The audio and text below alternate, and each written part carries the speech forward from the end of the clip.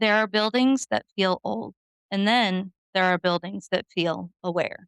Not alive in the way we mean biologically, but aware in the way a place becomes when it has held enough breath, enough grief, enough secrets, and enough strangers passing through its doors. Atlanta, Indiana is not a large town. It never needed to be. Its history is concentrated, compressed into a short window of growth and decline. And standing at the center of that window is a structure that has never quite let go of its past, the Rhodes Hotel. Before I ever step inside overnight, before equipment is unpacked or questions are asked, I want to understand what this building has already carried. This episode is about history. It's about loss. It's about rumor, and why rumors sometimes survive longer than fact. And it's about the experiences that continue to be reported here, whether we're ready to explain them or not. This is Ghost Tracks Podcast.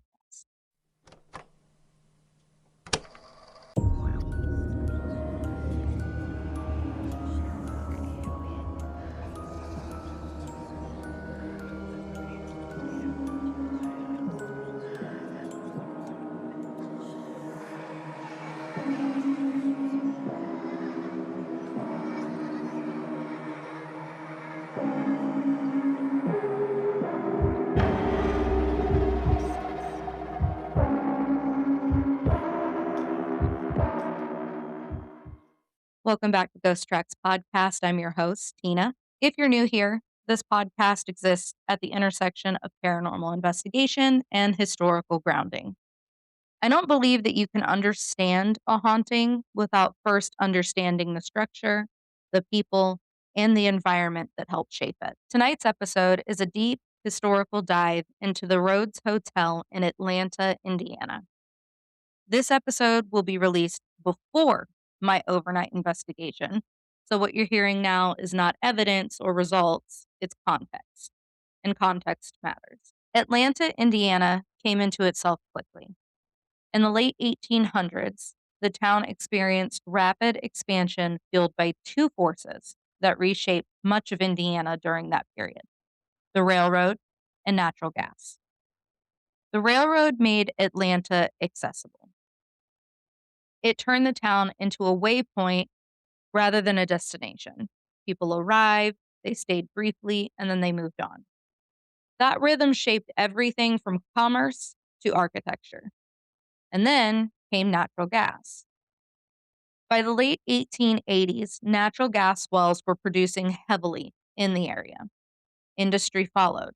Factories opened, workers flooded in. Atlanta grew faster than its infrastructure could reasonably sustain. And like many boom towns, Atlanta burned bright and brief. Natural gas was used aggressively, often wasted through open flambeaux, and by the early 1900s, the supply was largely depleted. Industry declined, growth stalled, and the town was left with the physical remains of prosperity, but not the momentum to maintain it. Buildings outlasted the boom. Some of them adapted, some of them were emptied, and some of them developed reputations. The Rhodes Hotel was constructed in 1893 during the height of Atlanta's growth. Architecturally, it's a Queen Anne style building, beautiful, 2 stories tall with a central stair hall flanked by guest rooms. It was built to impress, to welcome, and to function efficiently. The 2 story front porch is not decorative excess, it's intentional. It signals hospitality and it says this is a place meant to be entered and stayed in. The layout matters. The central stairway created a natural funnel of sound.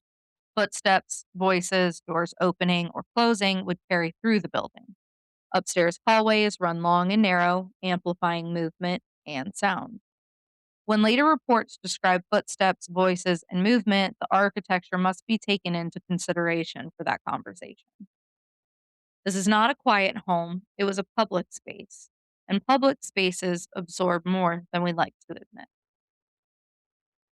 The hotel was built for Newton and Clara Rhodes. At the time, hotels were not just businesses, they were extensions of the family running them. Newton and Clara lived inside the home while operating it, blurring the lines between private life and public service. Travelers came and went, meals were served, rooms were cleaned, conversations overlapped, strangers shared walls. The hotel became part of the town's identity. Historical sources described it as one of the leading hotels in the area. But life inside the hotel was not untouched by hardship. The Rhodes family experienced significant loss within the building that they called home. There have been 3 confirmed deaths that occurred inside the Rhodes Hotel in its history. Newton Rhodes died in this home. Clara Rhodes also passed away here. And then their son, Everett Rhodes, who died in the upstairs bedroom. Everett's story is especially significant because he suffered from tuberculosis, a disease that was deeply feared in the 19th and early 20th centuries. Tuberculosis carried not just physical danger, but social isolation as well. Those afflicted were often quarantined and separated from family. So you can imagine being quarantined, separated from anyone that you ever loved, especially that of a child, a young child, what that could do to your psyche and to you emotionally, not having those connections anymore. I know that even adults struggle with that, being isolated and alone, not having people that they can turn to and talk to, somebody to love them and carry them forward. Before a young child, it's going to be devastating. So Everett was isolated in an upstairs room, and that room was identified as room 5. The room became both sick room and deathbed. Historical accounts indicate that Everett died there and that his parents' funerals were also held inside the hotel many years later. This means that this building was not just a place where death occurred, it was also a place where death was processed. Mourning happened here, grief lingered there, and life continued around it. Say hi, Maggie. This is Maggie. My pretty girl. Can you say hi? Oh, and a rub too. You guys got head booped. By the early 1920s, the Rhodes Hotel ceased operating as a traditional hotel. What came next is where the history becomes less certain and more carefully worded. According to current caretakers and local oral history, it is alleged that during the Prohibition era, the building functioned as a speakeasy and possibly a brothel, because everybody's after that dollar. PBS's Journey Indiana presents this as rumor, noting stories of gambling in a parlor room and describing the era as rough. I mean, that could be described as today's era as well. It's just rough out here in these streets. There is no surviving documentation confirming these uses, no arrest records, no licensing disputes, no newspaper exposés, and because of that, these claims remain legend. But legend doesn't exist in a vacuum. Rumors often form around places where activity felt hidden, where community trust eroded, and where social norms were quietly violated. Whether or not the Rhodes Hotel functioned in these ways, that perception matters when we talk about the haunt. Now we come to the experiences that continue to draw people to the Rhodes Hotel.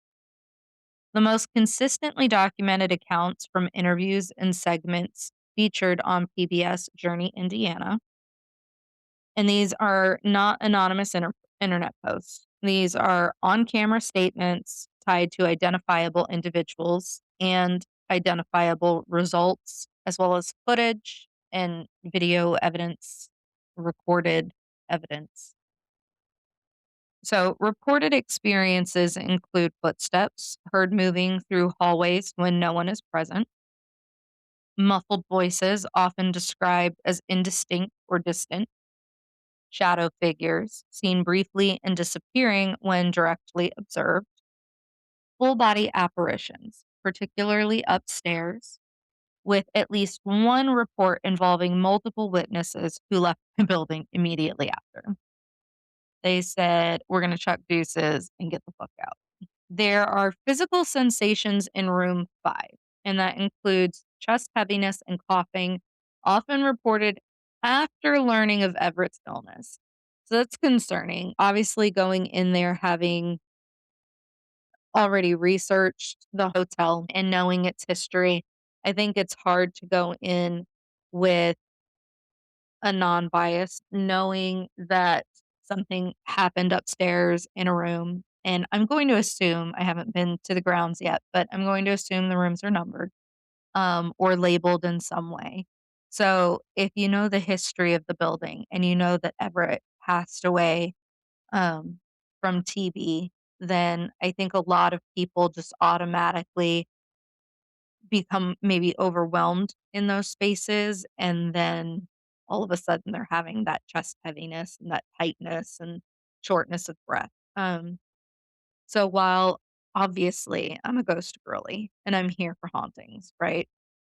I want to have those experiences. I want to have, notable accounts. I want to produce so much evidence for all of you guys, all four of you. Maybe we're up to 5 now, I don't know. But I think it is hard to take seriously some of those accounts without having, been there yourself and seen it and felt it. So, just again, because people create these instances in their mind sometimes, whether it's intentional or not, I think a lot of the time, you're in the moment and anxiety runs high sometimes when you're in homes that or spaces that are haunted, or are presumed to be haunted, and sometimes your brain kind of fills in those gaps. So, I am definitely pro ghost and pro haunting, but it is hard to say whether or not these experiences are legitimate or not sometimes. Um, I know that when I went to the Hannah house, um, I know that there was multiple deaths in that home. I and I don't remember off the top of my head, but I believe that there may have been TB or a consumption death or something like that there. And I, again, researched the home. I had been up and down the stairs multiple times during that investigation. I've been to Hannah House multiple times just on top of the overnight investigation, and I never felt any heaviness or tightness in my chest or like, oh my God, I can't catch my breath. Um, but I was live on TikTok during that investigation. And all of a sudden, I had ascended the stairs again. And it just came out of nowhere. And I had noted it and I have the recording of um that live. I saved the recordings from the lives that I do. And I mentioned, "I am so short of breath right now, and I don't understand why." I've been up and down the stairs all night. I've been totally fine, and then I got up there, next to the first room on the left-hand side, which somebody had passed away in that room, and it just, I don't know, overcame me out of nowhere. So, I'm not discounting everyone's claims. I'm simply saying and I was pretty distracted because I was doing the live. So that night it was hard for me to really like be in the role of paranormal investigator because I was talking to the people that were in the live and I was mostly just observing that night, not playing active role in it. But yeah, it was crazy just the way it came on. So not saying that it doesn't happen. I know it certainly does. I think the accounts don't happen as often as we'd like to believe, but I do think that there's still, some truth to a lot of these claims of that specifically. So we'll see what happens in room 5 at the Rhodes Hotel. There are reports of being touched in rooms associated with brothel era legends. Hey, we've got some frisky ghosts. Jeremy, are you ready for some hot ghosts? I actually don't know if Jeremy is going with us. Gas. That makes me sad. I don't even have, like, a full, like, list of who's going. I know there's gonna be about 7 of us there. Um, the most important thing is that we're going, and that's what I'm gonna stay leading with. But Jeremy, if we get, hot go, so we'll get some digits for you. We're having a grooming session now on the English ankle. Okay. Anybody else have an needy cat, or is this just me? She's sad because I was at the gym today, hence my semi-disheveled appearance right now. Kinda glossy, it's not glossy, it's not shine, it's um, I have been touched by, a specter. I have had that happen a couple of times in my ghost hunting career, and probably even before that, truthfully. It's only been a few times, though. I mostly hear them rather than, feel them, like, physically feel them. Obviously, everybody gets, like, the hair on the back of their neck standing up, the tingles, your spidey senses start going off that there's something there that maybe you can't see. So I definitely have that, but I have had my hair tugged. I have had my shoulder touched. I have had, like, a almost like a nail, not, it wasn't painful, but it was like they were pushing on me, like 1 or 2 fingers, and it was on my back of my arm on the left-hand side.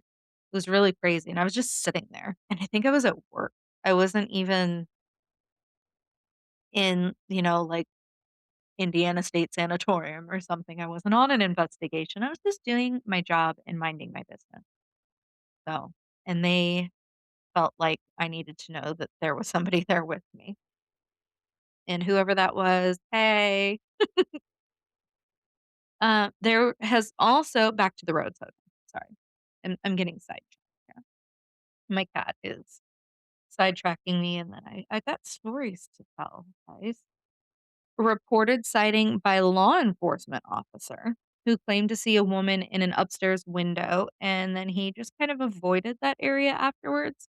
So I love when we have, like, the law coming in and witnessing or having an occurrence, because that's like the demon house up in Gary, Indiana, which thanks Zach Baggins for, demolishing that for us. Wonder where all those demons are now. But, like, how many times CPS, the police, doctors and nurses, like,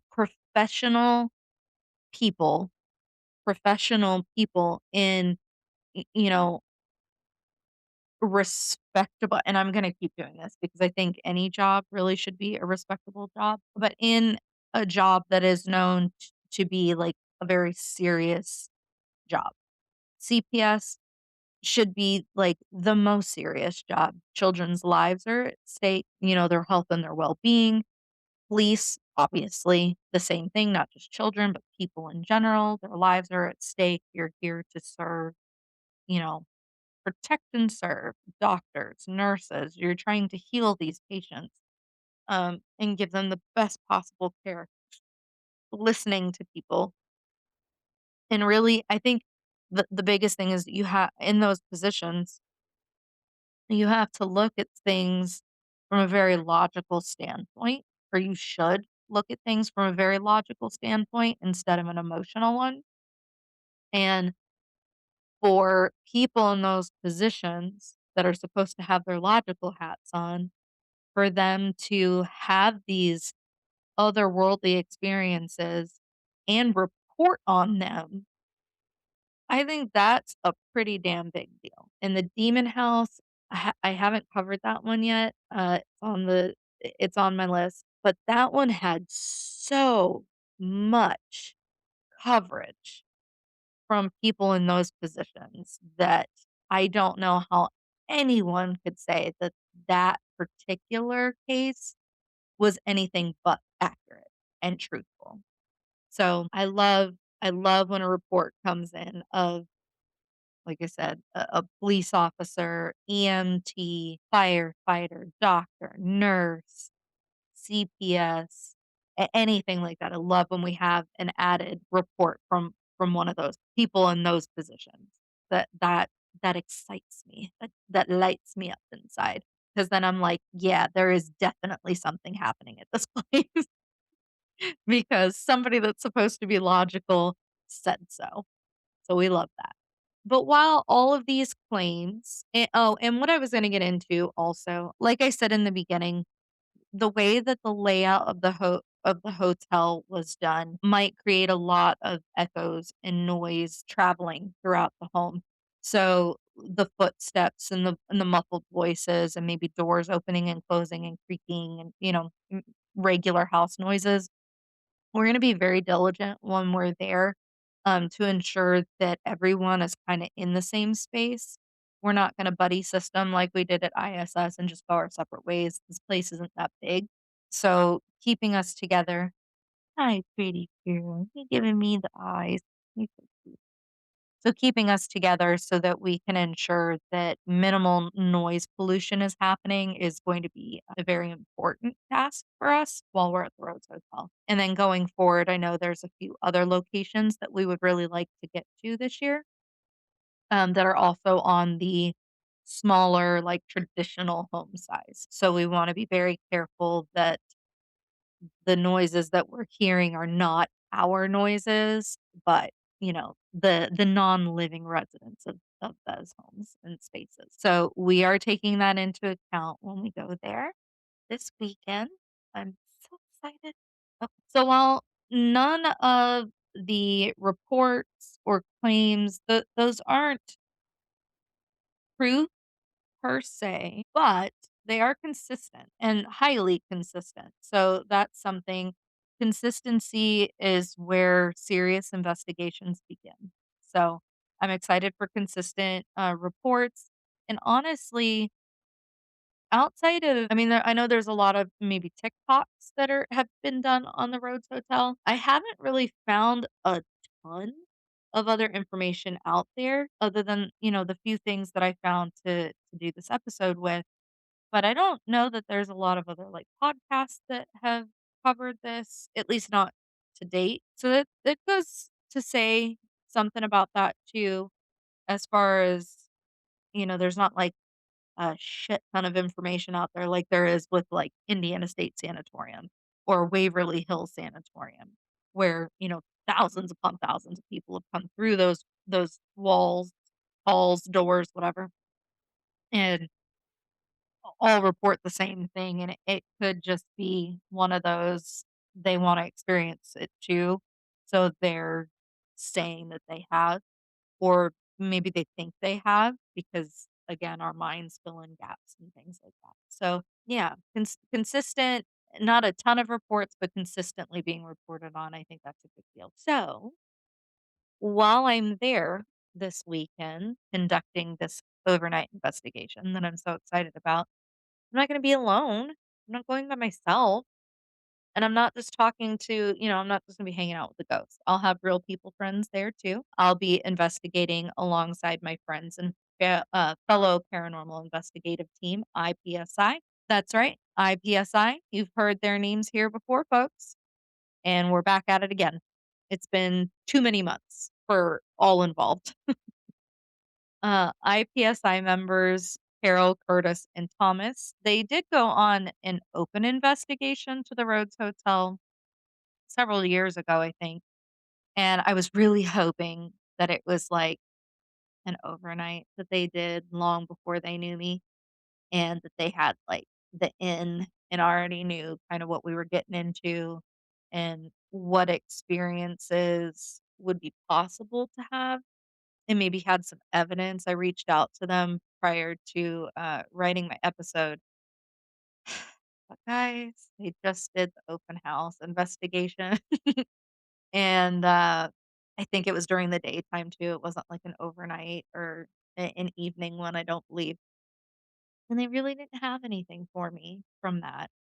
They said that they spent a very long time when they were there just discussing the history and hauntings and experiences of the owner, Mike Couch. So they were, I think they've been wanting to get back to the Rhodes Hotel to do their overnight investigation for quite some time, and I'm just so lucky to know them.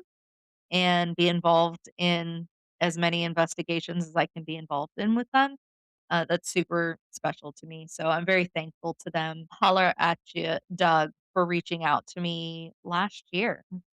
It's been a year almost since you reached out, and I'll get to that in a minute. But yeah, I'm just so thankful that you guys emailed me and that I've gotten to make friends with you and have these relationships with you guys. So um I really appreciate you guys and I just wanted you to know that. So um while they weren't there a long time, and I don't believe Doug's been there yet. So we're gonna be newbies together this time. But they have wanted to get back there for quite some time. And this weekend just it can't come fast enough. Like I'm so ready to be there. Again, they did talk to one of the current owners, Mike Couch, for some time during their visit at the open investigation.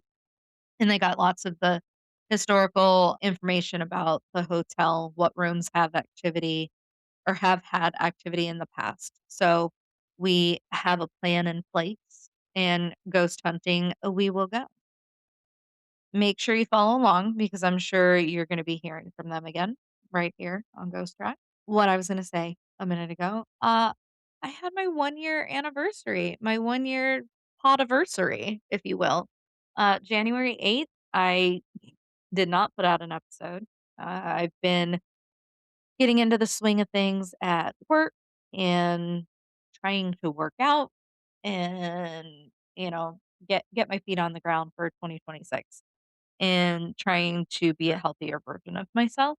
And so the podcast had a week off because of those things. Um, but I have so much that I'm looking forward to in 2026. I hope to ghost hunt the hell out of this year. I have many locations that I would love to get to, and I hope is joining along, and I have some other podcast friends that I would love to team up with as well. And you'll be hearing from some of them soon, right here. And then hopefully you'll hear from me on their episodes. And I'll be shouting them out when that occurs. Um, but yeah, 1 year, guys. Holy shit. And I'll be better this year about being consistent in getting episodes out. It's kind of hard when you're mm, not a single parent, but kind of running a household like a single parent. My husband travels for work, so it's usually just little old me here, with the kids and the animals, the needy animals, and work and just life. Life be life. And so 2026, I'm gonna do my very best to be consistent and get episodes out once a week and bring you along on all the adventures that I am bound to have. Whether maybe even if they're not ghost hunting adventures. How about that? Maybe I'll just take you guys along with me, like, to everything. I think that would be cool. So, ooh, thought, would you guys hmm, I couldn't do TikTok live and stuff on, like, to ISS and Billy Creek, so we really didn't have service over there, but I bet you I'll have service at the Rhodes Hotel. So, maybe you'll see me on TikTok live, for that. I'll make an announcement if I plan on going live. So, again, check that out, on TikTok, Ghost Tracks Podcast. I have Ghost Tracks Podcast on everywhere, and I'll get to that in a second, okay? Alright. We're gonna do our little closing here while Maggie just purrs a minute. The Rhodes Hotel is not a mystery because it's old. It's a mystery because it has been many things. It's been a hotel, it's been a home, a sick room, a place of mourning, possibly a place of secrecy. Hey, hey, hey. Looking at you, maybe brothel and speakeasy. Uh, but now it's a place where people continue to report experiences that they cannot easily explain. Thanks for hanging out with me today. If you've had your own experiences at the Rhodes Hotel or any other spooky location, I would love to know about it. And that's a goal for 2026, a challenge, if you will. But we all love challenges, right? TikTok challenges. This is a podcast challenge. I challenge you to email me at ghosttrackspodcast@gmail.com and tell me about your stinking scary stories. Tell me about your hauntings. Tell me about you thought it was haunting, but it was like somebody farting in the next room. Tell me about if you've gone out to a graveyard. Tell me if you've gone to a crybaby bridge. Tell me if you've been to Waverly Hills, Villisca Axe House, Crescent Hotel, literally anything. If your grandma, stopped by in the middle of the night in her ghostly form and watched you sleep and you woke up, uh, I want to know about it. Ghosttrackspodcast@gmail.com. Email me. That's your challenge. Do it. You can find Ghost Tracks on all social media platforms. And don't forget, we have merch. We have merch now. If you want to add a little creepy to your wardrobe, then you can find the shop at ghosttrackspodcast.printify.me. Printify is PRINTIFY.me.